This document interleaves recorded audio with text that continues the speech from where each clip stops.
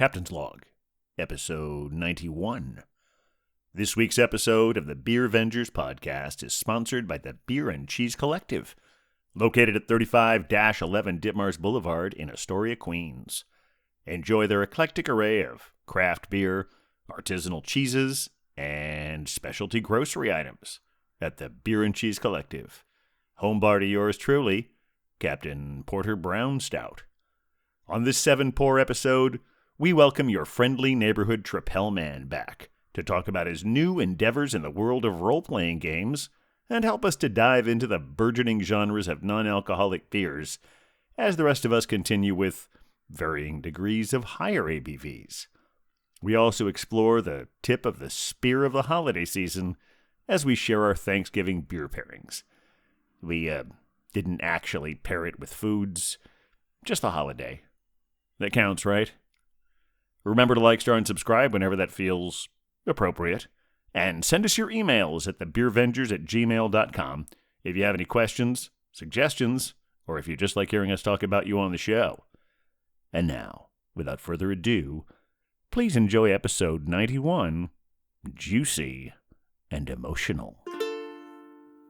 With a beer vengers, beer vengers, beer vengers. We're the beer vengers.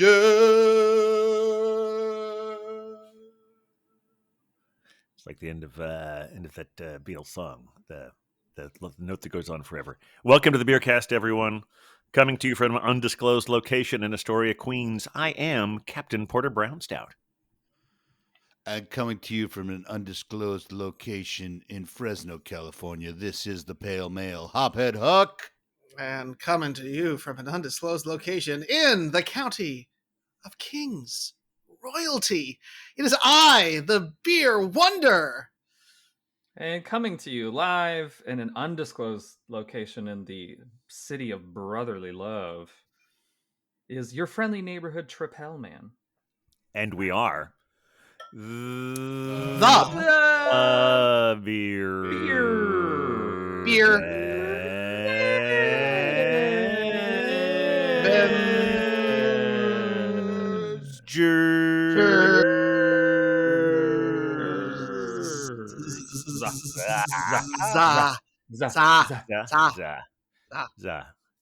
Very quiet version. Avengers. There we go. Okay, Bum, bum. a little bit of a time delay there. I thought you were just saving your voice. I was worried. I felt like maybe we had caught, Huck in some sort of like simulation loop or whatever. Day in the life. I Yeah, couldn't remember. it's true. I couldn't remember which song I was talking about. The That's note right. that goes on forever. It's Day in the Life. Now we know how many holes it takes to fill the Royal Albert Hall. Welcome, everybody. Good to have you back. Hope everyone had a good holiday experience to whatever degree you chose to experience that. It's good to be back here and also to welcome for a return visit your friendly neighborhood Tripel Man. Woohoo! So friendly. Took me until now. I think I finally figured out by the end of the second episode. Now I feel very comfortable both knowing how to pronounce and to spell your name, since some of those are debated among some others. But since it's your name, we pronounce and spell it exactly how you like. Even if we do have yet another person with a Tripel themed who pronounces it differently, that's how he pronounces his. This is how you pronounce yours. The Beer Venger is always the last word on this. Yeah, I mean, I can't claim any official knowledge. I just know it feels right, Yes, And that's what matters. That is what matters. Well, with things like what your name is and what I mean, it's like it's I've mentioned this before. It's not as serious, but it is of a case with pronouns. Yeah. Someone tells you what they want to be called, you call them that. Mm-hmm. That's right. Exactly. I think you would love the other name. It's triple. Always the triple. It's a declarative statement, really. It is. It is. It's less of a name, more of a catchphrase. A catchphrase for a name. See, and there you go. If you have a Exhibit. catchphrase for a name, we accept that. It makes me think of Invincible, right? Isn't that the Amazon superhero show? Where he's Probably. just invincible. At the end of every episode, it's invincible. So that's like he his just sort of name looks in and the his camera and catchphrase, says, "Invincible." basically. Wow, that's a choice. Anyway, this is a wonderful conversation, but the more I talk, the more thirsty I seem to be becoming. So Always happens. yeah, it does. It does. I think it's time we move on to the pours, everyone. And well, I think I know the answer to this one, but I'll let Beer Wonder do his job here. Thank you. Who goes first, Beer Wonder?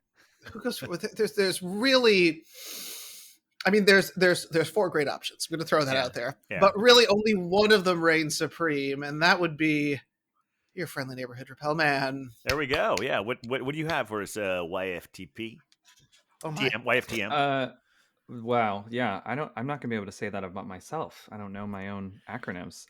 So this is a non-alcoholic craft beer from Bravus Brewing Company.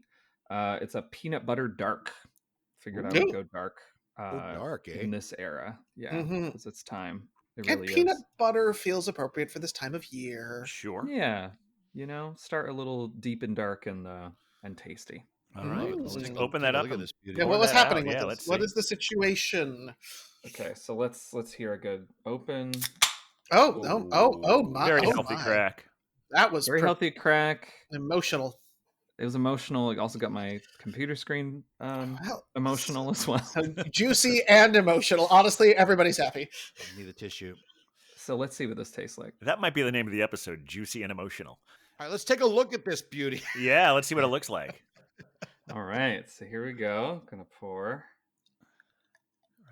Oh, nice. Oh, very dark and a solid head, especially for. Sometimes I find that the head on the non-alcoholic beers don't quite like get there, but this one is really nice looking. Yeah, I love that pint glass too. Is that one of those stone? Oh yeah, their salt and lime thing. Oh, for sure. yeah. So you can really see that they're reflecting the color of the beer on the can, and that's gorgeous. That's really nice. You're eating with your eyes first, even if it's not in the glass. Yeah, everybody wins. All right, gentlemen, we've come to an impasse. We have. Yeah. I think that this can be resolved. Are you sure? I'm sure it can. Huck, fix it. This week I have a beer. It's called. What's great is that I've been trying to bring all new breweries to the table, and I went to my store today, and I'm like, I've had all these. Yeah. But I have not had Karl Strauss on the show. Nice. Maybe the captain has. I think I visited there when I was. There were a few of those options, and I think I feel like I had dinner there. Yeah. It's a collab with Harland Brewing Company. So there's 2 breweries that we haven't had, and this is the Brisky Business Gold IPA. Nice. I'm gonna go ahead and open that. Ooh. Splashy. All right, let's see what this baby looks like. I'm expecting some wonderful color. Ooh, lightness. Ooh. Oh my. Yeah. It's almost clear. Yeah, I got a real grapefruity kind of look to it. It is. So it's got a little bit of haze there. There we go. Very crisp. I like your glass too, Crow and Wolf. Yeah, that's our local brewery here. There we go. Cool. Oh, let me get you. Yeah, make sure we get that because that is a very nice can. It's got that like multicolored, kind of wavy business to it, right? A brisky like business. Sunset. Brisky business. Yeah, like a sunset, like a cold winter sunset. Settled that debate. Well, now you guys have to. Well, I'm just gonna say, since usually Beer Wonder rarely makes it through more than one in an episode. We've been away for those non-occasions. I feel like maybe I should get started first. Probably that actually does make a lot of sense. I like the logic of this one. I like the logic of this. Well, since matching up our non-alcoholic stout, I have a super alcoholic stout. This is the latest edition of Black Ops stout from Brooklyn. This is a barrel-aged stout at a 12% ABV and aged in Four Roses bourbon barrels. Oh my. So you're drinking for 2 is what you're saying. Yes. Wow. I mean, this I feel like is a standard one for you though, Captain. Sure. Like this is one that you go to annually. Not necessarily. I only not for lack of trying, but sometimes it's hard to find.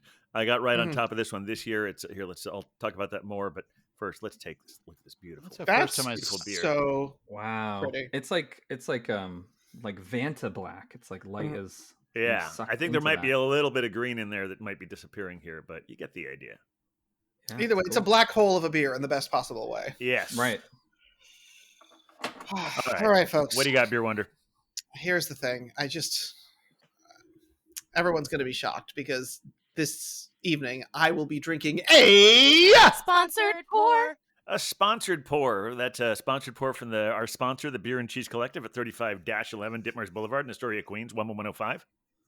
Can you believe it? This never happens. Yeah, I don't know why. Ever. I had that all written down in Ever. front of me. I don't have it memorized. I mean, it's just incredible. Like, none of us expected. And I'm bringing back sort of, I guess, another take on a beer that we have had on the show. Today, I'm going to be enjoying the Black is Beautiful Volume 2. Ooh. Some of you may remember we had our Black is Beautiful episode early on in our time together. Like episode 5 or 6, I think. Yeah. Mm-hmm. And that was from Weathered Souls had produced a stout that they were putting out as a fundraiser and to sort of raise awareness around the Black Lives Matter movement. Well, they're back with a hazy IPA. This one is not from Weathered Souls. This is from our friends at Harlem Brewing Company, which some of you may remember from my time with the captain at, what was that? New York Beer Week kickoff, I think. New York Beer Week, yeah. We met the folks from them, and their beers were just incredible. So this is a hazy IPA made by all of them, and I'm super excited to try it out. So let's see what we got here. I don't know what it is. I love hazy IPAs so much. Mm-hmm. Maybe I'm just basic, but I just it's the best kind of basic. Yeah. Hashtag haze, boys. Ooh, look at that. Oh yeah, there's some haze there. It's electric, like a neon yellow there. Got a lightness to it at the same time. The green can. Yeah. Oh boy! All right, let's. I can smell it. It's real good. I'm real good, y'all. Okay. Raise a glass, gentlemen. All righty. Cheers, Beer Vengers. Cheers. Cheers, Vengers.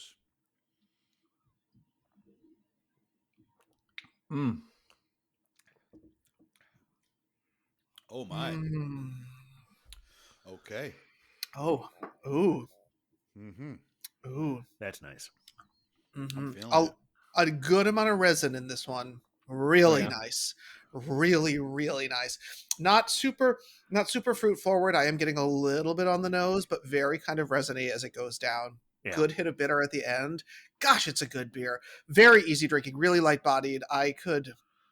I'm even getting a little bit of the burn on the tongue that you kind of get from a really good IPA. Oh, it's a good one. It's a really great recipe. Oh, good job, Weathered Souls. And good job, our friends at Harlem, for producing their spin on this, which is outstanding. Glad to hear it. Yeah, for sure. Well, this cold IPA definitely lives up to the name. Cold IPA. It's got a crispness to it, and it's the name Brisk. I would even go as far to say it's brisk. Oh. And but it's hoppy at the same time. But then on the finish, gives you kind of a lagery, light bitterness on the finish. It's very nice. Karl Strauss. And I'll have to tell you more about Harland when I get my Googler out. I did see that I've been to Karl Strauss. I was there 2 years ago. And surprise, I had a stout when I was there. No. It was called Cocoa and the Rye. It's not even a bitter finish. It's a smooth finish. It's like you get all that hoppiness and tropical fruit flavors up front, and then it just slides down easy. 6.5%, I believe. Oh, right on. All right, another pretty solid. Nice.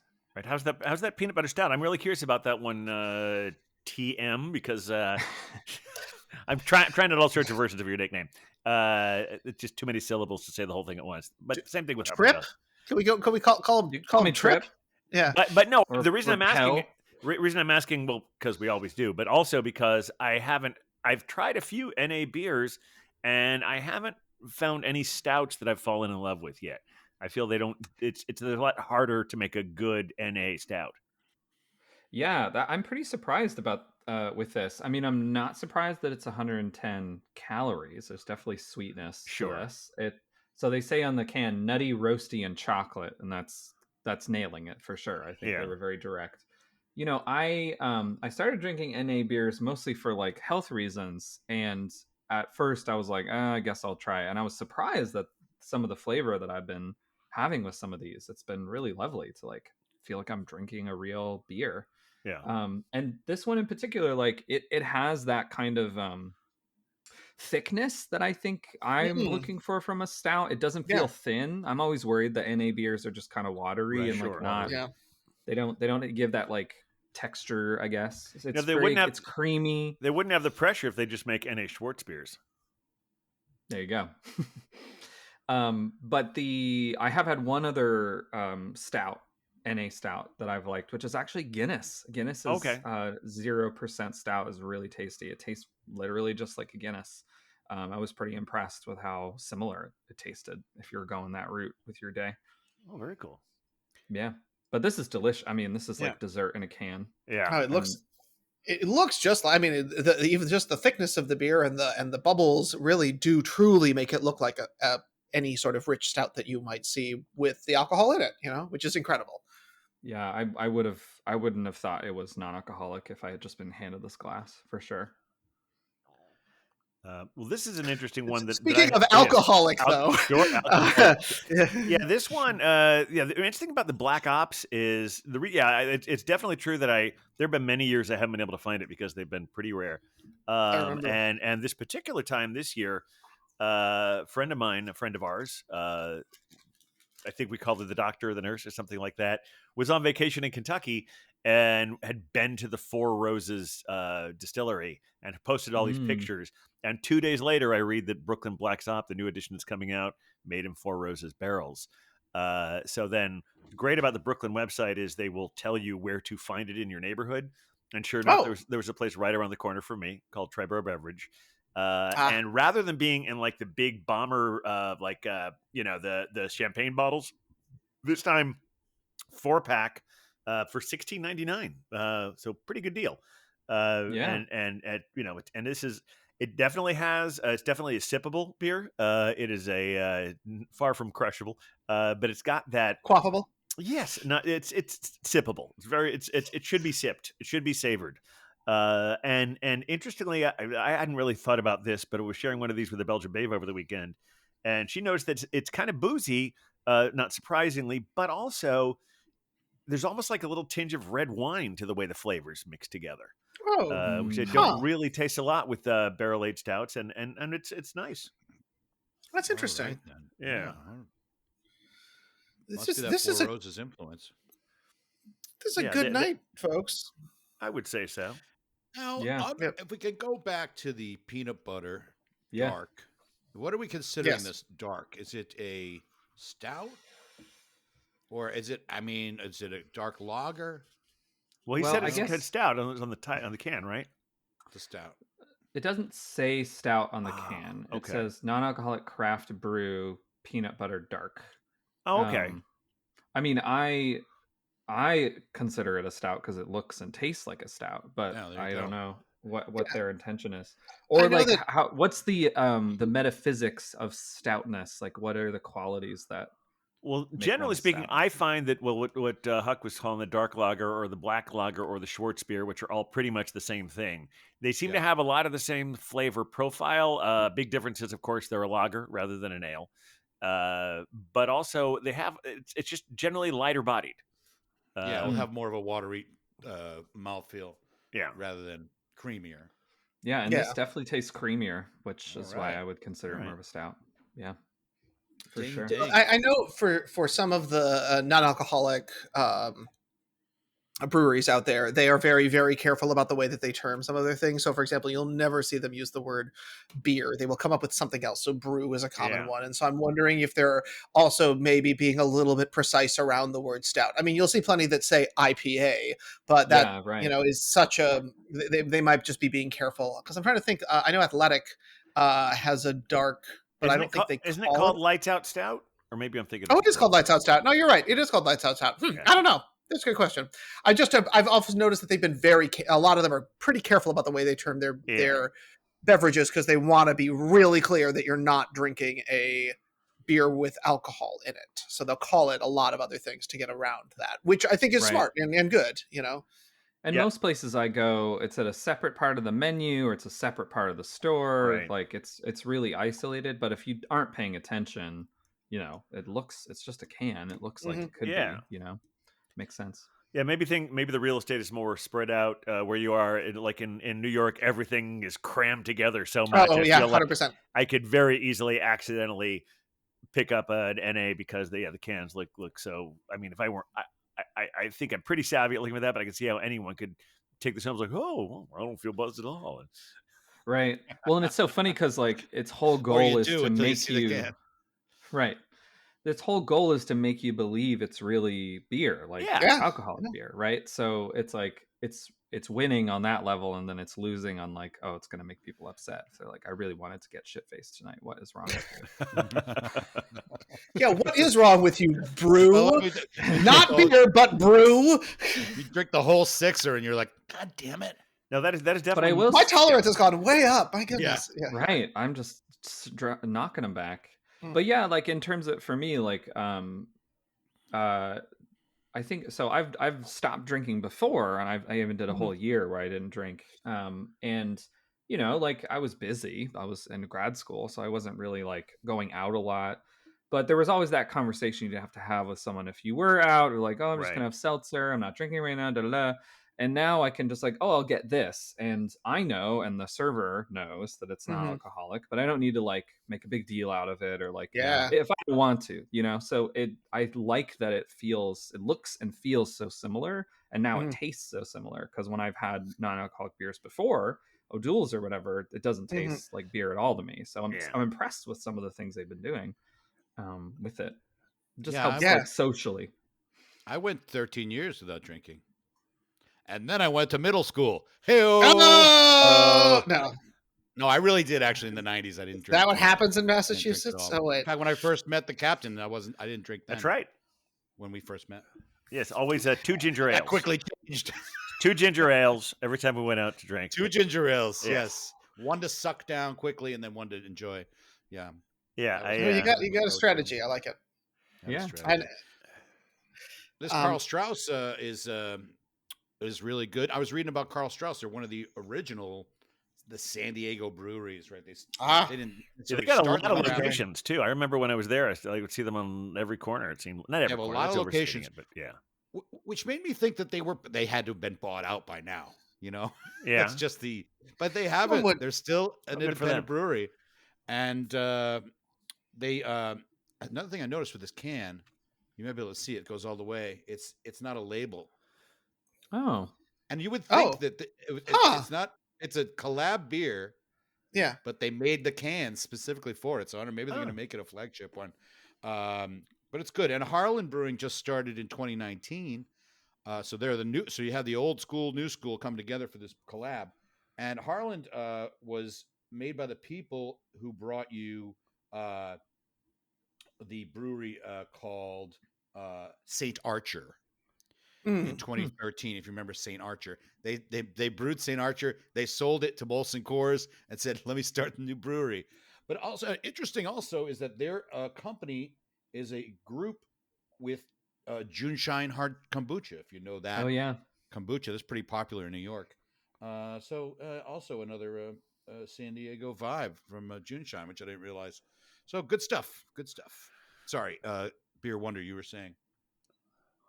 I rarely have anything to say. If you weren't, I started to say something and I jumped in. I have something to add about Harlan. Yes, please. No, it was. I've told the story a lot on here about how great it is to be at a bar where the bartender is really helpful to people who maybe aren't really into craft beer or specifically when I was coming back from San Diego, I was in the airport and no one's going to know the local stuff at an airport because everyone's from somewhere else for the most part.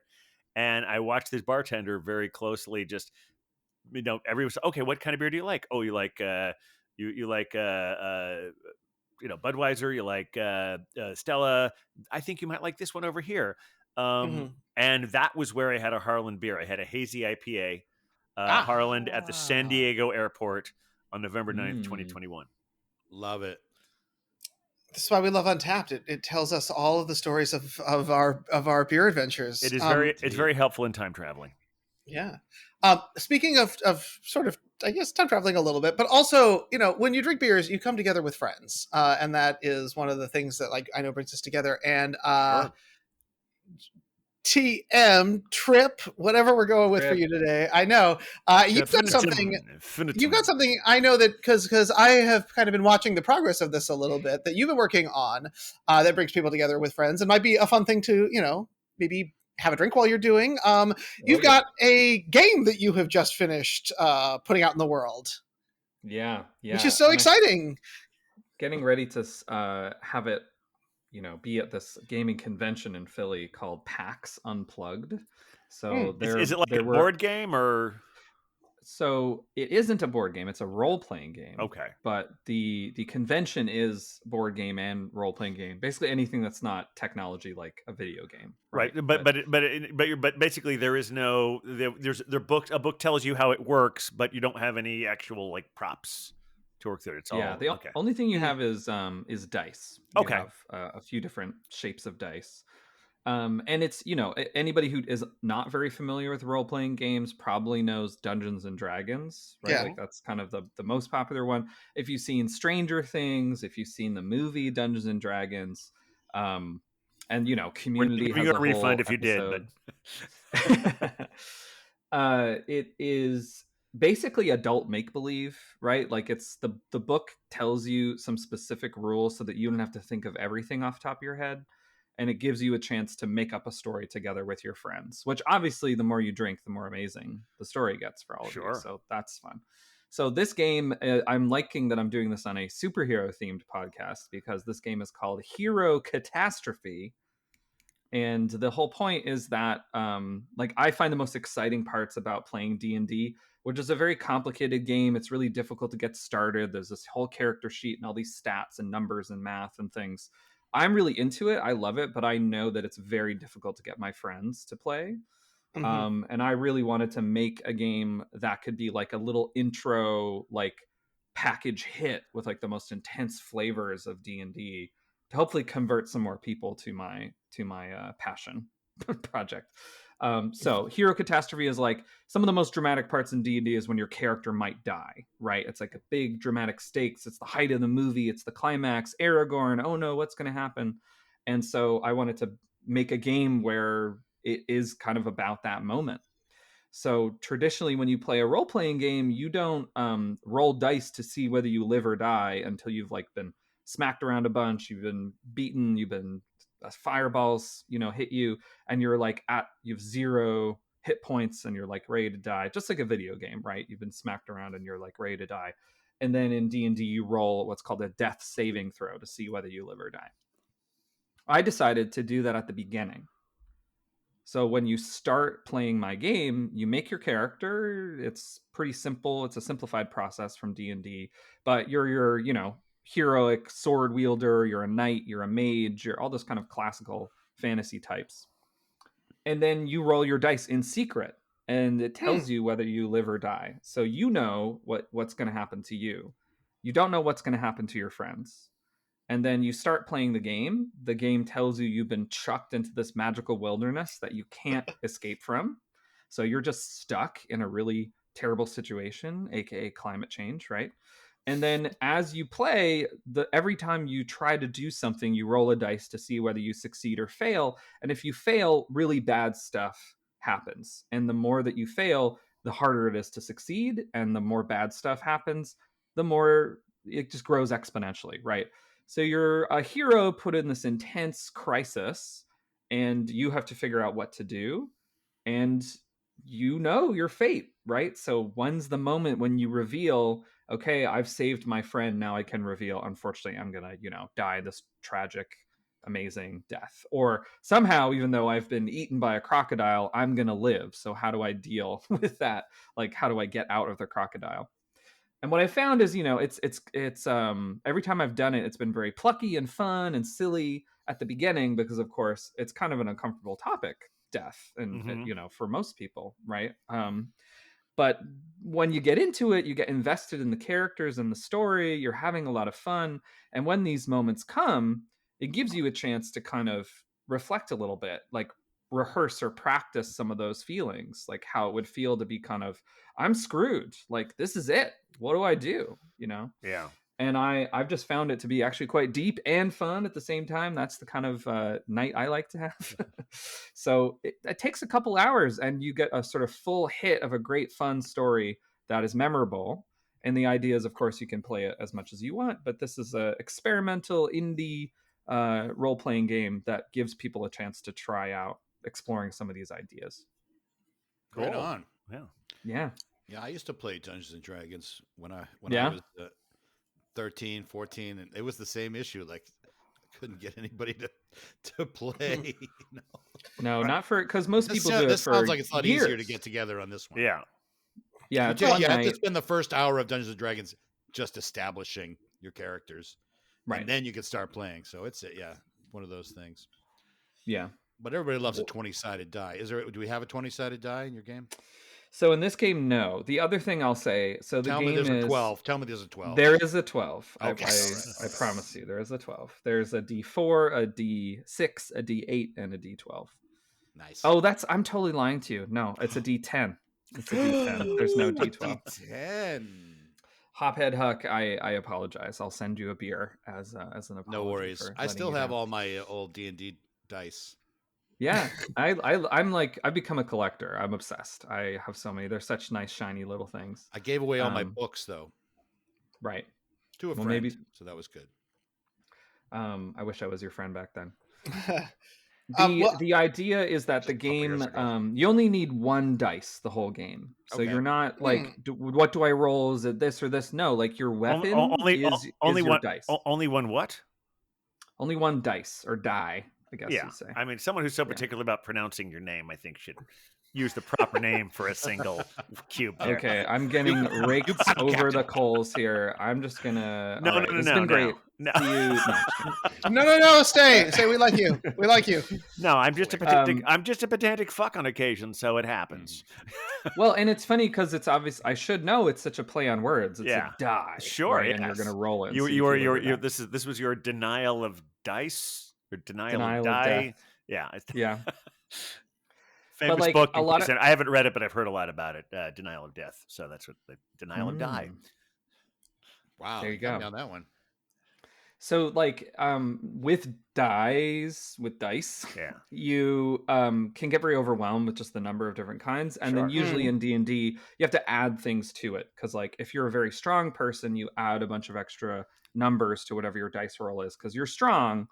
And it can get very complicated very quickly with trying to keep track of the math and stuff. So this is a no math system. Oh, nice. You roll the dice, and whatever the number is, your little character sheet tells you if you succeeded or not.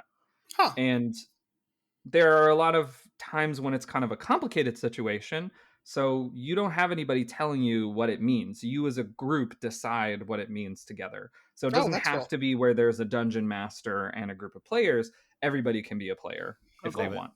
That's neat. So you kind of interpret it together. It's a little vague on purpose. It's a little creative on purpose. For people who are new at role-playing games, that can be really overwhelming, right? It's paralyzing to be like, anything can happen. So the book gives you the rules that helps you just get started and trying to figure out what to do.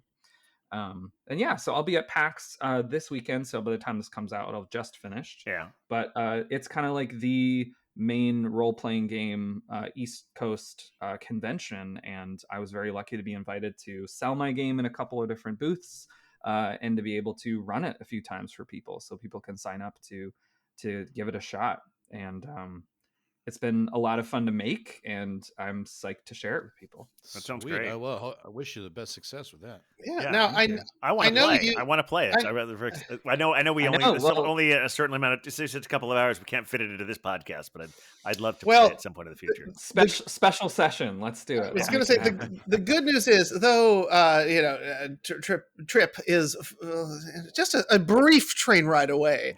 I do happen to own a copy of this game because I know one of the ways that you sort of built this up was that you put things on Kickstarter, right? Yeah. Mm-hmm. Yeah. So there is every February, there is a whole month-long project on Kickstarter called Zine Quest. And so a lot of independent publishers, people like me who are just random people off the street, will essentially pitch a project, right? They haven't really made it, but they have, enough of the idea out there and some art. And they say, hey, if you help me fund this, then I will give you a copy. And so that was what I did. And I also did like customized characters for some higher level donation slots. And like I worked with this artist named Ben Fox to do a lot of the initial images, and he did the custom images for the people who donated. And like I would not have been able to do it without this. And so I had taken this class earlier that was on role-playing game writing and publishing. And my teacher, Nat Menard, was like, this is a great way to just get started. And the concept that I came out of the class with, I was like, well, this is Hero Catastrophe. Like, this could work. So I put it up and shared it with people. And I've done that for like theater productions and other things. This is my first time doing it for something where like there's going to be a physical thing. Like I have like 25 copies on my desk right now that I have, like, it blows my mind, Beer Wonder, that you have a physical copy that you will have forever that has my name on it. Like, wild. It's very cool. It's very cool. I like that. And the art is really fun in it too. It's same artist, Ben Fox. Mm-hmm. And like I play role-playing games as well. Like I'd love to get into more sort of performance because I'm an actor playing role-playing games. I love improvising. All of this is kind of the sort of vibe that comes when you are listening to podcasts of role-playing games or watching televised role-playing games.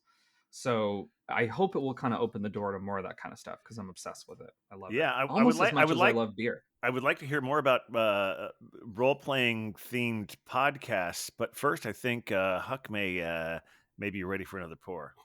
Oh my goodness! You know, that cold IPA was just went down easy, baby. So cold and refreshing. We'll do that, yeah. Our last episode, I only did one beer, and I know that the fans were like, "What's wrong with him? Arms? Yeah, is he okay? Is something's going on?" Well, today I'm disappointed in you just hearing about it right now. See, we all are. So you need to make up for it, Huck.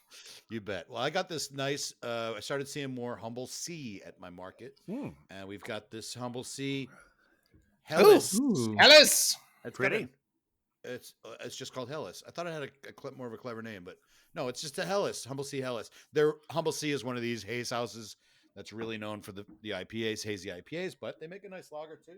I got to visit that spot a few years ago. Santa Cruz, beautiful part of the state here. And Humble Sea is a high quality beer. And I got my nice treehouse glass. And here we go. All right. Big moment. For those you don't know out there, Helles is a nice crisp-tastic lager. And there we go. Put a nice happy head on there.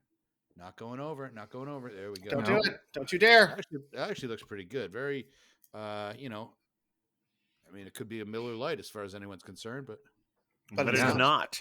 But it is not a Miller Lite. Better look than that, I think. We say no to Miller Lite, but we say Helles, yes. Yeah. There you go. I'm going to look it up because I feel like that was very clever, but it's like such an obvious thing. I'm like, someone has to have made a beer called Helles, at this point. I'm sure, but still. I'll check the Untapped, but I'm sure it's out there, yeah. If not, no one steal the idea. We copyright it. We TM it right now. Yes. And this also won the award at Craft Brewers something. California Craft Brewers Guild Cup 2021. So there you go. World Beer Cup. It's a winner. It's a winner, baby.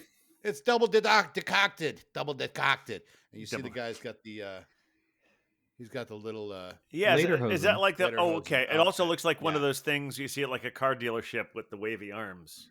Right. Yeah. Yes, the wiggly wavy arm man, whatever he's called. This is sort of their cartoon vibe. They have this kind of same style on a lot of their cans.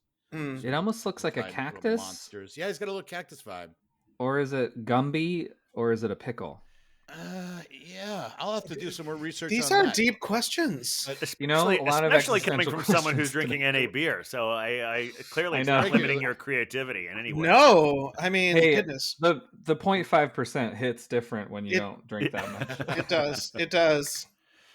And they got the hammerhead shark as their main logo there. Oh, The humblest of sharks. Right, well, the best shark. I think we may have more second pours ahead of us. My gosh. How about you, Tripel Man? Before we get on into the role playing podcast, in case there's any specific examples you want to mention, maybe you're ready to move on to your next one. I'd love to, yeah. So I decided to do. I think this is my favorite NA beer. Like I picked up ones I didn't know, and then this is the one that I know. Oh, okay. Which is a Klausthaler dry hopped IPA. Nice. From Germany. I did have it first in Canada, not Germany. I was at a board game cafe. Y'all been to those kind of things? Like, yeah, they're fun. Someone who's like a sommelier who like pairs you with certain games and stuff. This is Snakes and Lattes was the place in Toronto. Oh my gosh. And I was just starting to, play around with non-alcoholic beers, and I was like, I don't know, whatever. I think it was the only one on the menu, and I got it, and it just changed my opinion of non-alcoholic beers. I was like, this is really good. It's very nutty. It's got a very, just like a real beer flavor that I like a lot. Dry hopped for sure. So I guess I should crack it open. Oh, yeah. Crack it open. I'm trying not to crack my screen. Please don't. Okay. There we go. And let's see how this color looks here.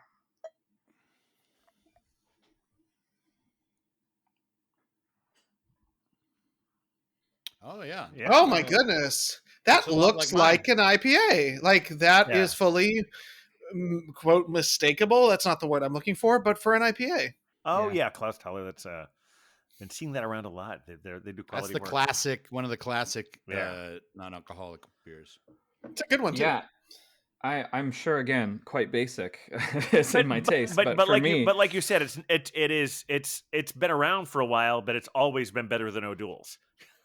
Yeah, and I didn't know it existed at all. And like you said, like I have an athletic one, I even have a Sam Adams one that I've been enjoying, but this has been the one that I always return to because it just genuinely tastes the way that I want a non-alcoholic beer to taste. And yeah, it's like very amber. It's almost like kind of caramel colored. It just kind of has all the stuff that I like, especially around this time of year, right?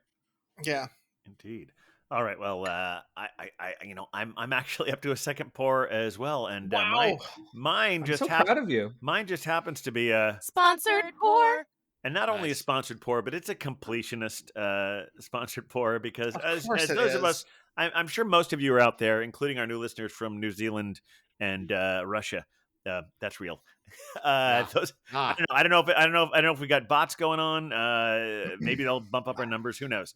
But yeah, but those I'm going to say it's the aliens using VPN, and I stand by that statement. But continue, Captain. Sure, but still, if you identify as Russian or from New Zealand, welcome. But this is one we've been working through the 2022 Origin of Darkness series, and in fact, recently the provider has been especially concerned because they're starting to run to the end of it. And I was there. It's like, oh, maybe I'll have this one and I'll put it aside. I'm like, well, just give it to me now, so you don't have to put it aside. And so that is why we have the fourth in our series of 2022 Origin of Darkness.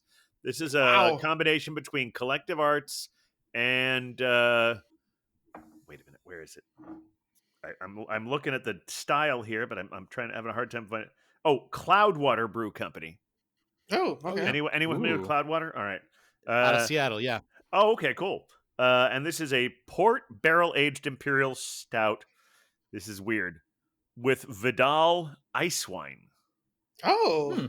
Huh. So let's see what we have here. I know ice wine. It's very sweet. Right, but it's just it's a strange thing to add to an imperial stout, but Yeah. Well, I guess it maybe adds in some of the sugariness, but there's that really light head that we've come to know from these things. Beer Avenger Connection, the head brewer of Cloudwater, is a friend of the Belgian Blondes. Oh, very cool. Look at that. If I have it right, unless I'm thinking of Cloudburst, I got to check that out too. Ooh, that's a very unique flavor. Not in a bad way, but it is unique. I so far I think I still stick by my I think the whatever the one I had, Bellwoods last time was That might be my favorite of the four, but this is memorable. All right, tell us about your podcast. Yes, wait, I got to do the huck up okay. because I just said Cloudwater was in Seattle. Cloudwater is a British brewery out of Manchester. Oh, okay. Nothing to do with the Belgian Blonde. So let's go ahead and rewind. Well, that's it. I think all four of their ones this time, if I have this right, I think they're all from different countries. Oh, nice. Because they had Burial from North Carolina. Bellwoods is Canada, Ontario, is Toronto specifically, and I believe the other one, something with a GGE at the end, so it must be Belgian. Well, Hophead Huck, you can be forgiven. Cloudwater, I mean, that sounds like it could be from Seattle or England. Exactly. Anyway. There's all kinds of clouds over there. You gotta squeeze them really hard to get the water out. Cloudburst is from Seattle. Yes. All right. There you go. Phew, no hookups. We just did it all. Right. You did it all. Yeah. But I know Trip TM, the friendly neighborhood one, has got a very cool podcast that they would like to talk about on the Beercast. So tell us about this podcast. Yeah, I'm turduckening this podcast with another podcast. Yes. That's very Thanksgiving of you. I mean, knowing Beer Wonder for the many years that I have, I imagine there might be some nerds listening if our listeners reflect the hosts in any way. Well, yes. We are at the very minimum beer nerds, and I think we are probably fit other nerd categories as well. So, yeah. Yes. Now that being a nerd is cool, we'll all happily describe ourselves as nerds. Exactly. Right. Yeah, this is it. Actually, I'm like kicking myself for not getting into D&D earlier because I did have the kind of stigma against it. Like, this is too nerdy even for me, and now I'm laughing because it's like I'm so obsessed with it. But yeah, so my hope is that some of you listening are also interested in other kinds of podcasts and perhaps might be interested in a role-playing game podcast. And to answer you, Captain, role-playing game podcast, you are telling a story. It's kind of like a radio play, but you don't know what's going to happen because you haven't written a script. You don't have a sense of where it's going to go. You have your characters, you have, just like with my game, you have like your weapons and your like moves that you're good at, but you're rolling dice to see what happens. And there is someone in charge in this one. I am the humble game facilitator, or a GF, as I call myself. And I lead 3 players through a whole story set in a world of gigantic trees and animals. And all these animal folk are trying to figure out how to deal with a giant fire that will not go away. Some weird magical awakenings happening, and these characters get into a bunch of shenanigans. A crow, a hedgehog, and a little mouse, who is actually a barbarian. So quite a strong, beefy, tiny little mouse.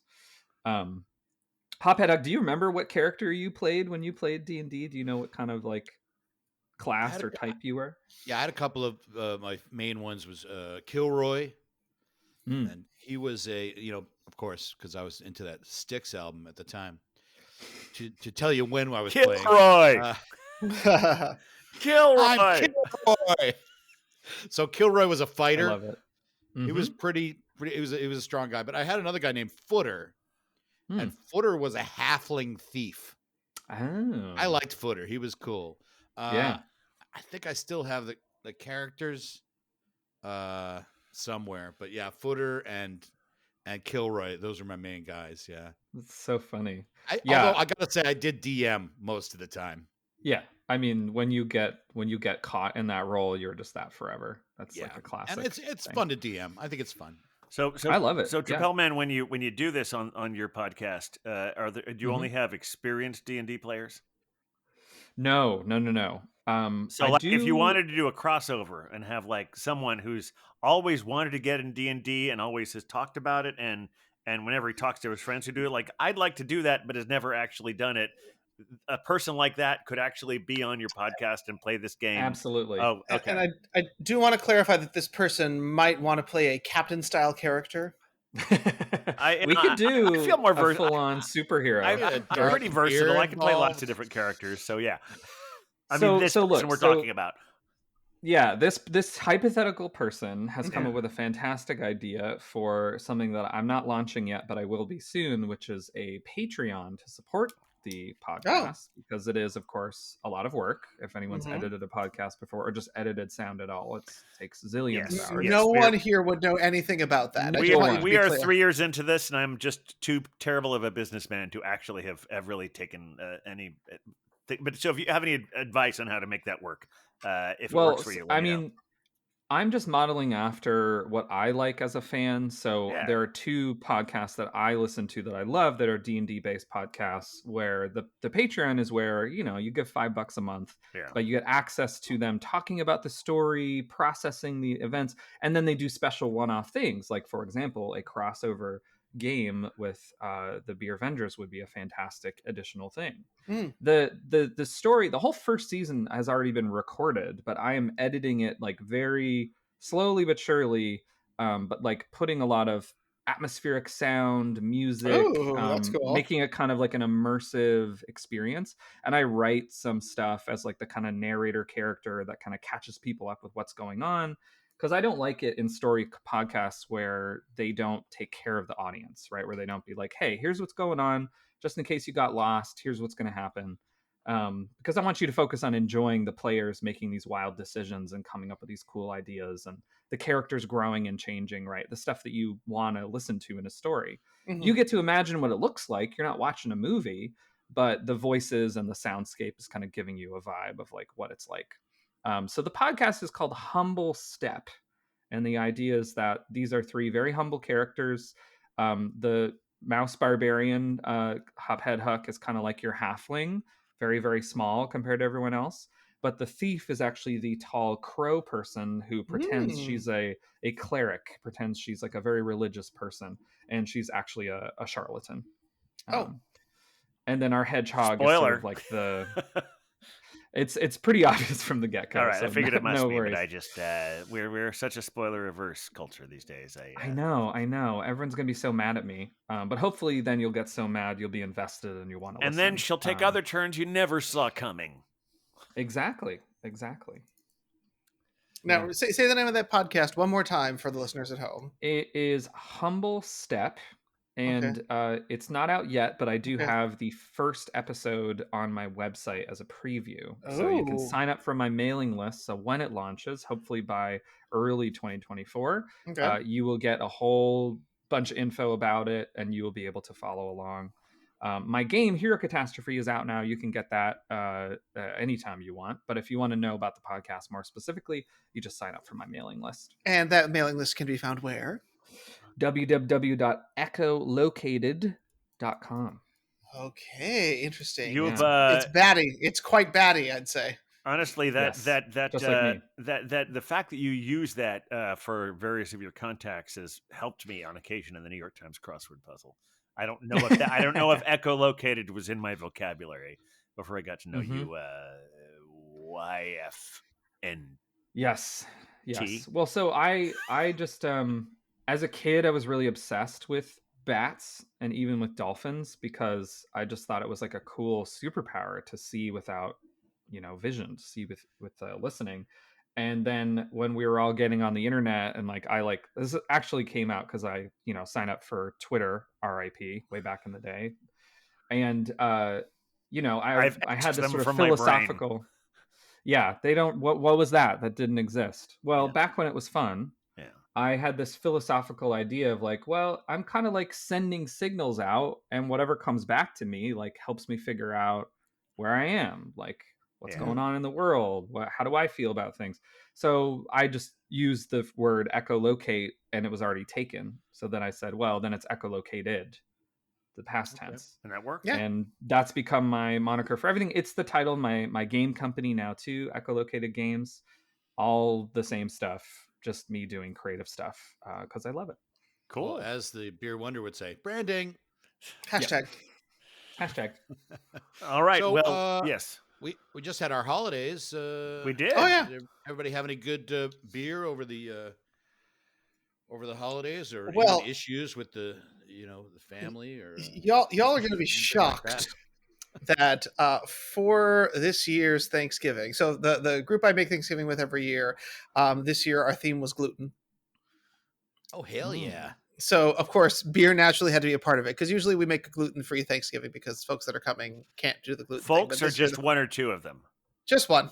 But and that what person wasn't able to be there this year. That was not able to be there this year, correct. So yeah, it would have been really cruel if you were like, hey, exactly. You suck it up. Exactly. So no, we do the opportunity. Exactly. So we do a fully gluten-free Thanksgiving. So of course this year the theme had to be gluten, and which meant usually I show up with ciders because that's a more friendly option to folks who can't do gluten. So this year, of course, I had to show up with a beer, and the beer I chose, and our regular listeners will be utterly shocked by this, was a pumpkin beer.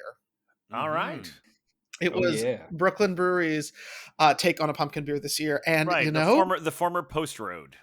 Exactly. It's not called Post Road anymore? No, I forget. I honestly forget what it was called. I think the deal is because Brooklyn, they sort of actually sold it as a different brand and found it wasn't as successful because Brooklyn wasn't attached to it. So now it's just like Brooklyn Pumpkin Ale or something like that, right? Yep. It was basically that. Yeah, it had pumpkin ale in the title. And I'm going to be really honest with you guys. It was a good beer. It did not taste like there was a pumpkin involved.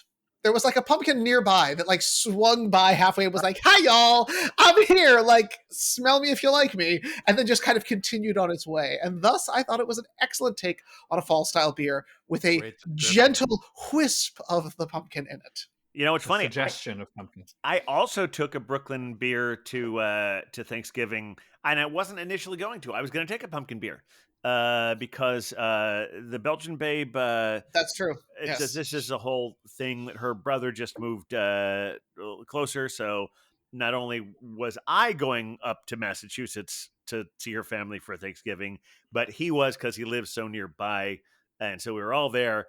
And apparently her brother, I think, was bringing some pumpkin, and I was like, well, maybe I should take a Warlock. And when I went to find this Brooklyn Black Ops, I saw that not only was the Black Ops out, but the Brooklyn Black Chocolate Stout is once again. Good choice. So I took up a sixer of that. Okay. And they're really more affordable than in the old days. I mean, not that they weren't affordable, but they used to sell a 4-pack for like $13, $14. Now they sell a 6-pack for $10. It might be more than that, but the idea that you're right, they do sell a 6-pack. It's more affordable based on our current notions of what is affordable. I don't know if they've actually gone down that much in price as much as everything around it has gone up in price. That makes sense. Yeah, that's fair. Excellent. Well, you were in Massachusetts, and yes. I was also in Massachusetts for the holiday. I went up down the Cape, as we say. Yeah. And I did get to visit the Treehouse Brewery on Cape Cod. Treehouse. I was actually driving home from Massachusetts when I got your beautiful pictures from that day. Oh, and I went with Irish Red, my sister. Yeah. And we went into the and the big secret at Treehouse. Now everybody knows Treehouse is like the original haze house, as it were. Yeah. They're credited with that really hazy IPA. Like there's Heady Topper, but Treehouse that's what I'm saying. Do they get more credit than Heady Topper does? They get credit for the look. Oh, okay. You know what I mean? That looks like a glass of orange juice kind of thing. In fact, one of their core beers is called Julius, right? Okay. Yes. So yes. But I had a couple of lagers there, a dark lager. Actually, it was a dunkel. It was a coffee dunkel, really nice. Yeah. And then I also had and they had the side pour. These side side pour. Those are great. I love a good side pour. Delicious beers. And Irish Red had a maple stout, and it was like maple syrup was just like jumping out of the glass. Yeah. So really nice time. And while we were there, it was about, I don't know, 37 degrees, 38 degrees. And we watched a guy go and do a cold plunge while we were having our beers. Oh my God. It's right on the water. It's a beautiful spot. Yeah. But a week before, I also went to Phoenix, Arizona. So I've been a well-traveled week. And in Phoenix, I went to 2 breweries, Wren House Brewing, where I enjoyed beers like the barrel-aged Pie Thief, which is a wheat wine, delightful, and also the Los Postres, and I had the Lavender Donut Stout there at Wren House Brewing. Oh wow! And Lavender Donut Stout. Wow. And I think I sent you some pictures of this. I went to the another brewery called Roses by the Stairs. Now, if you know that phrase, Roses by the Stairs, if you're a 90s kid, you'd be like, that song gets stuck in your head. Maybe not the Captain on this one, but there's a band called Blink 182. I've heard the name. You know the band. Their big hit was called I love that you're like age shaming me when you're older than I am, just because you're more hip to the musics of today. Just because I'm no. It's not about age. It's about your particular grooves. You don't. Okay. It's not like a Leonard Cohen style. I know there are people who are really into Blink 182, but I also know there was like a concentrated effort to shit on Blink 182. I absolutely agree. I don't think they're a great band, but But you're a lot of people like them. So it's talk about age. Like, this is how you know you're getting older, when there's a brewery named after a Blink 182 song. Yeah. You know that these brewers are old enough to be able to start their own business and name it after that. But it's the phrase, she left me roses by the stairs. Surprises let me know she cares. Say it ain't so, I will not go. Turn the lights on. I will. Okay, now I know the song. Okay, that's a pleasant enough song. Yeah, pleasant enough song. Well, the second one will not go. That's what I was going to say that's part pretty of it solid. got to me. Yeah. Anyway, at Roses by the Stairs, I had Granny Rose's Pumpkin Pie Stout with roasted pumpkins, brown sugar, cinnamon, clove, ginger, allspice, vanilla, and I think there's nutmeg in this. Slightly different version of it from. There's nutmeg in here. There's nutmeg in here, so I can definitely taste the nutmeg. Oh my gosh, very good stuff. And also I had one called Smoke and a Pancake. It's a smoked breakfast stout. Oh wow! I don't care about Blink 182 now. I want to go to this brewery. Yeah, really good. And I like when I was looking up Wren House, because Wren House is kind of considered a really good brewery. And then I was on Google Maps. It said, like, the quote under Roses by the Stairs says, "In competition with Wren House as Phoenix's best brewery." I'm like, okay, we're going to that. Oh my gosh! So, and while we were there, we've been doing a lot of stand-up comedy. Right. We're sitting at the bar. This woman comes up to us like, "Are you guys staying for the comedy show?" It like follows us around. And you said, "No, we're not." We were more diplomatic about it, but no, we did not stay. No, but this reminds me. Go ahead. I did say, "Is there a spot for me?" No, okay, forget it. I was gonna say, is that a way to tell you look funny? No, I remember. Sure. I remember one day we were doing one of those beer crawl things from the books, and I can't remember where we started, but we wound up at the very end at Bridge and Tunnel. And I remember we went to several different places, and when we got there, it was our last place of the night. And when we found out it was like comedy night, I think we were all more diplomatic. But when I remember the look on Cider Girl's face. I'm like, yeah, we're not staying for this. We do not need the fifth lowest tier of open mic stand-up. But the problem was that the Captain and I both ordered a habanero stout that night. That was very needed to be sipped, and very habanero. Like, it was spicy, so we couldn't chug it. Yeah, but Beer Avengers rules. The craft beer rules. You got to finish the beer. It's true. So, well, I didn't drink any beer on Thanksgiving, but I did drink beer on Halloween. We were talking about pumpkin beer a minute ago. So I went to Eastern State Penitentiary, which is a beautiful place in Philadelphia, full of a very hard past, right? Being a place where they imprison people. And they do this whole haunted house that's like all these series of different places you go in. And I'm a scaredy cat. I'm terrified of it, but I just try to laugh as much as possible. And the nervous laughter becomes infectious, and I just end up having a great time. But what helped me having a great time was the Pumpkin Nightmare by Triple Bottom Brewery, which is a Philly local brewery. And they work with formerly incarcerated folks to to have them hired to be part of the event. And they do a lot of work training with them in breweries. So it was a pretty cool thing to sort of see the match between the brewery, the mission, and Eastern State all together. It was pretty tasty. We had 3 or 4 just to kind of keep ourselves even, during the terrifying Halloween experience. Yeah. Oh, wonderful! Now this is I assume that the prisoners are no longer in this particular. It is a museum, if I recall. It's a museum. It's sort of like it was kind of condemned for a while. This place, it was sort of left to ruin, and then it was turned into a historic site, and it's a museum. You can go on tours. Al Capone stayed there, so there's his cell all like set up. Beer Wonder, I did actually apply to be a tour guide there when I was going to grad school. I did not go through with the audition, but it was an exciting opportunity potentially. I'm sure you would have killed. I actually recall, after having visited Eastern State Penitentiary, being on the phone with you at a coffee shop across the way from it. So it's very full circle that we've connected in that way. Yeah. So. And a good place to have some beers, honestly, like as a preparatory or post or anyway. There's actually a couple good spots to grab beers around there, if I recall from my visits. Yep. Well, I know we're starting to run a little long, but I do have somewhere between 1 to 3 things I still want to talk about. And 1 to 3. I'll try to be 1 to 3, depending on the third thing. I'll leave that to you, Beer Wonder, because it involves you. I want to talk a little bit more about the Thanksgiving experience because, as I may have mentioned on previous shows, to bring us around to the whole theme of death, I did inherit a car recently. Yes. And so that was part of why I decided, what the fuck, I'm going to drive to Massachusetts for Thanksgiving.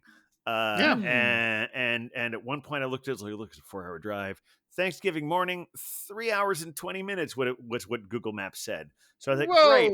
And it was wonderful. There was no traffic Thanksgiving morning. I got there in time for she's going to be mad that I said this, but 1 p.m. Thanksgiving dinner. Anyway, but it was fine. But I got there in plenty of time. It was good. I was hungry. I didn't have breakfast, so it worked out okay. Very New England. Yeah. So that's common at your place in New England as well. Because when I heard 1 o'clock, I'm like, we ate at like 3:40. Yeah, I was gonna say like 3-4 seems reasonable. 1 is a little early. Sense to me, but again, I moved past this. I was fine. It was a wonderful dinner. So like for Saturday, I'm thinking, okay, we're coming back Saturday. It's probably better than coming back Sunday. And if we leave early enough in the afternoon, the traffic won't be as bad as it will be on Sunday. That 3.5 hour same distance took us 6 hours getting home. 6 hours. We left at 1 o'clock. I've been there. Yeah. We left at 1 o'clock, and Google Maps was still saying, "Yeah, it's going to be about 4 hours instead of 3:20." Like, great, 4 is good. We can deal with that. It'll barely be getting dark. 6 fucking hours. But fucking hours. Let's be clear what kind of hours they were. 6 motherfucking hours. Yeah. There we go. But the one thing that was Merritt. What's that? Sitting on the Merritt Parkway. This was all like or most of it was on 95 in Connecticut. Yeah, most of it was that. But none of this is pleasant. Even though we didn't go through any tunnels, there was a light at the end of the metaphorical tunnel, which is once we got back to Astoria and parked the car, we still had plenty of time to get to the Beer and Cheese Collective for their annual Black Friday Bourbon County tasting. Oh, and you needed it after that drive. After 6 motherfucking hours, you probably needed like 8 motherfucking beers. I'm glad you're earning our explicit content ready. Yes, and I sent you guys pictures of them, and it was. I want to be clear. When I saw the pictures of it, my immediate response was, "That's just coffee, right?" Yeah, well, one of them was a coffee stout, but they were all actual Bourbon County things. Although the coffee might have been my favorite, but I'm still torn between that and the Bananas Foster one they came up with this year. I was going to ask about that. Was really, really good. I liked it a lot. Trip, this would be one that you would be hot on because it definitely fits your flavor profile. And to me, that's one fascinating thing about how I didn't even think about it until this year about how making Black Friday the release of Bourbon County Stout, because it's a black beer. So of course they would. I wasn't thinking about it as much because we're getting the Black Ops, the Black Chocolate Stout, and on that same Friday, Single Cut released their new version of Heavy Boots of Lead. And Great Gun Hill just released their new version of the Puerto Rico Noggin, so it's black beers everywhere. Oh. And even though I think it's stout season all year long, I'm glad it's official for the world, because I was hoping someone would mention that it is officially stout season. this is a wonderful time to be Captain Porter Brown Stout. It really. This is your moment. Take it. There's death and Summers grief in can the be air, difficult but for at the least captain. we have black stouts. That's right. And that was, I think that was technically two things, and it's let's touch on this, got because time for the the next time we do an episode, this will be such old news. Had a That's wonderful true. time meeting with you, Beer Wonder, and the Globe Hopper on your roof and at Evil Twin. Yes, in my undisclosed location. Yeah. That We was- had a lovely time. We found out that Monday night is industry night at Evil Twin Dumbo, so you can get all their Oh, lagers yeah. and their one pale ale at their largest size for $6, which is fantastic. And Yeah, we had some. Okay. Yep. So definitely swing by, They and then make really good lagers too. they do. So we had some very good ones across the board, including a Doppelbock that was like 9%. It was pretty great. And that was on the $6 list. Oh yeah, it was a real steal, and they gave you a Where's big. that soundbite for that. I know. Oh, They, are we looking for? Wait a minute. This, I think it would have to do something with Oh fuck the- yeah, my dude. There you go. Those are honestly, that's the feeling we had when we yeah, drank dude. it. Yep, and that is the feeling I had when I tasted it. So it's the end of rooftop season here in Gotham, and so I figured we needed to beer venge, and of course, ensure quality just to make sure that it was still doing what it needed to. So, oh yeah. So we headed up to the rooftop, and we had some delightful barley wines. And This is Hygge. Was that the name of it? This is yes, this is Hygge? Hygge, which from our friends at Evil Twin, of Hygge. course. Hygge. Yes. And then a Globe Hopper brought over an IPA, and we had some delightful cheeses and crackers brought to us by our dear friends at Unboxed Experiences, which we may or may not have a connection to. And we just kind of watched the sunset and shouted over the trains and had a marvelous time. I thought. And we almost might have wanted to, with all those wonderful things, the Evil Twin, etc. We might have just felt like saying, Oh fuck yeah, my dude. Oh, so many times. Always. Over. Yes, and we might even say it in I know. this voice, Oh, fuck yeah, man, dude. Well, that's the way you know that it's been done correctly. or maybe even, oh fuck yeah, my dude. Oh, that's well. Hello. that one's very sexual. I just want to point that Got 'em out all there. in. We got them Yeah. all in there. It's juicy All and right. emotional, just like this episode. Yeah. I think all of those were pre-recorded sound bites, but I think I feel like we need to have our friendly neighborhood Trapel men say that as well. let's so we have can say one. that. Yeah. Okay. Are Just- any particular intention for this? Like any way I should... I want so maybe we need to give them some context. There was a beer that Evil Twin had that they wouldn't even tell you what it was. We had to look it up on Reddit to figure out what it was. But it was this wonderful beer that I had on the show that I got from there at one point. It was like a fancy bottle, and it was OFYMD. And we eventually figured out what it actually stood for was, oh fuck yeah, my dude. no FYMD. I feel like this is the perfectly most appropriate beer for YFNTM to be repping. This feels correct in so many ways. Well, you know what, Ethan? Who's he? Oh, damn it! You know what, Beer Wonder? That's all right. We're gonna fucking leave it in. We're gonna fucking leave it in, dude. Yeah, we don't should. edit that shit out. No, but we got to set you up. We got to set you up. Here we go. There might be We're gonna more leave it alcohol in this no than matter I what. think. Yeah. All right. We got to set you up. Let's mark that one again. Hey, so Beer Wonder. You Mm-hmm. know what? Oh fuck yeah, my dude. There we go. I Honestly, can't think of That touched me in places that were beautiful. Thank you. That was And there I- was I- some I- real intention behind that. I can't Yeah. think of a better note to end all of this on, or an end to note it on, as I said once. But before they go, if they want to hang out with our dear friendly Trapel Man and check out your amazing games, where should they look for you? Go to www.echolocated.com. Exactly. And if they want to hang out with the Beer Avengers, where should they go, Captain? Well, they do a little @ symbol, the thing that's up. If you're on a keyboard, it's on the shift too. The @ the Beer Avengers, all one word.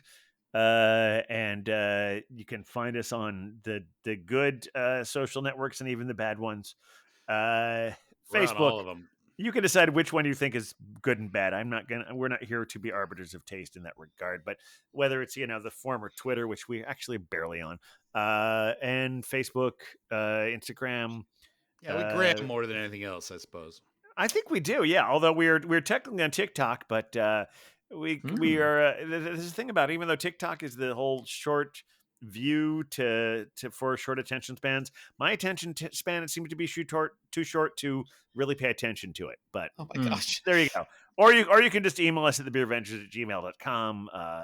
If you're persistent or even moderately persistent, we will find you and we will respond, and we will our needy egos will be gladly fed by all of it. Please contact us. And mine too. All my needy egos in the various social media forums are on my website as well. I welcome you to come say hi and tease me for doing a terrible job beefing the end of that. Oh fuck yeah, my dude. No, the end result was the end result was gold, which means that your friendly neighborhood Turtle Man. Yeah, I think they should all go in. But really, what it means is that your friendly neighborhood Turtle Man, of course, you should come back anytime. Oh, come back anytime. Well, maybe I should roll a dice and see if I'm gonna roll a dice. You're still there. Roll a dice. You said that on purpose that time, I'm pretty sure. Yes, I did. I wanted to provoke you into another fight. Let's see. Who wins but it's not a fight. This is just a nerdy. I'm like one of Seth Meyers' jackals there. All right. Thanks for listening, everyone. Thank you for being here. YFNTM and Huck, fucking play us out. Oh, with a beer Vengers, beer Vengers, beer Vengers, with a beer Vengers, with a beer Vengers, beer Vengers, beer Vengers, we're the beer Vengers. Hey, yeah, sure.